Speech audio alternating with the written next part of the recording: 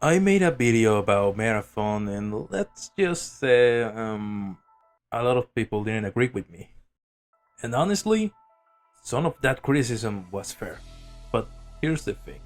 Just because a game isn't failing, that doesn't mean it's succeeding the way it needs to. So let me get this out of the way first. Yeah, some of my comparisons weren't perfect. I probably framed some expectations a bit too aggressively. That's on me.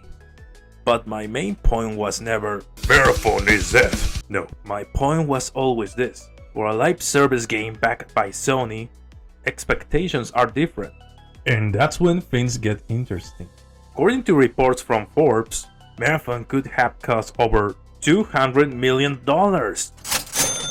Possibly even more, being their biggest project to date. And that's just development.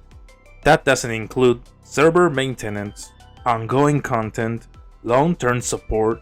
Now add to the fact that Sony acquired Bungie for around $3 billion. So no, I'm not saying Marathon alone costs billions, but it does raise a very important question. What does success look like at that scale? Now I've seen people point out, hey, the game has more than tens of thousands of active players. And yeah, that's true. That's not bad, but here's the problem. For a live service game, the question isn't, is it alive?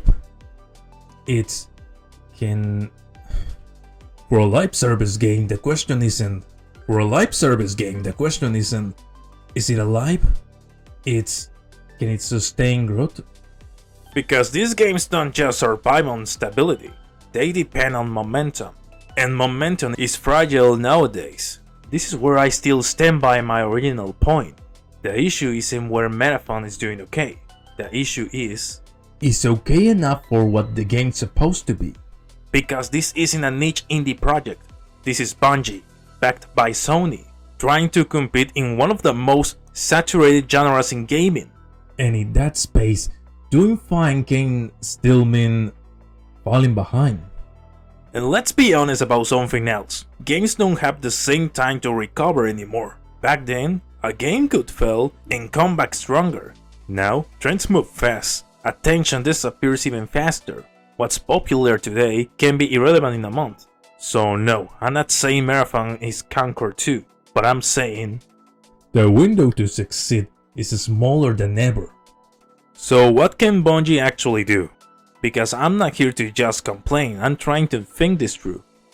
Option 1, go free to play. But if they do that, they need to compensate players who already paid. Otherwise, yeah, that's a disaster waiting to happen.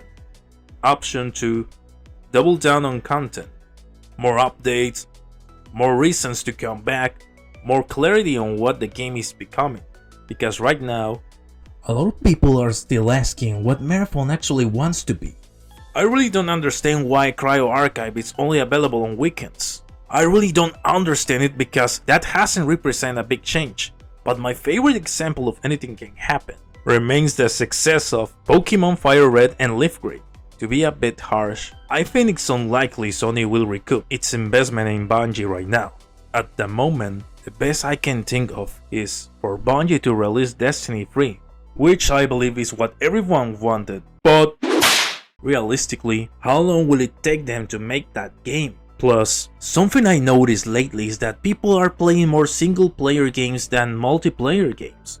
I don't know if this means Sony will rely on third-party games, stop releasing its games to PC, or what really worries, price increases. The PS5 has already gone up in price. At the end of the day, this isn't about hating the game, it's about understanding what kind of game Marathon is trying to be, or whether it is actually reaching that. If you like this, please don't forget to subscribe, share and like. And remember, no matter what happens, Sony will still be fine. But Bungie? That's a different story. And that's the real conversation.